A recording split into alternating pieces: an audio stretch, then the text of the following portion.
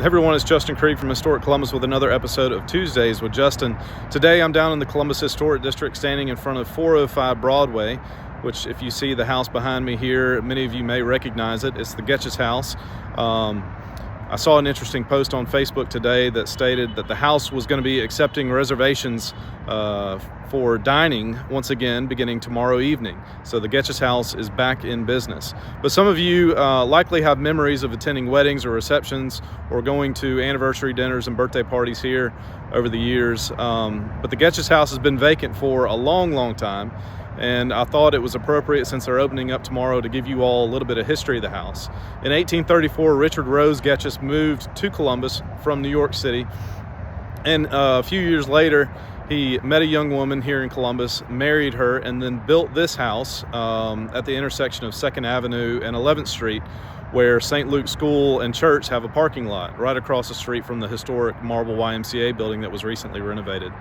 But the house stayed in the family, the Goetchius House family and its descendants, for a number of years, all the way from 1839 to 1969. But in the 1920s, it was rented out to well-known pediatrician Dr. Mercer Blanchard. He had his pediatric practice in this house for a number of years. And then in the late 1960s, Sam Welborn donated the house to Historic Columbus, who was searching, we were searching to find a solution for the property, and ultimately came across Mr. Jim Woodruff, who agreed to move the house from its location on 2nd Avenue down to Lower Broadway here at 405 Broadway and renovate the house as a fine dining establishment to help bring a little more vibrancy to a struggling historic district at the time in the early 1970s. So at that time, it was opened up as Blue Dow's Goetchius House and functioned as a fine dining establishment here in Columbus for a number of years, and now some 50 years later, it's opening up as a fine dining establishment once again. If you want to find more information about the Goetchius House, check out the CSU archives. That's where I got some of the photos of the house here in the comments.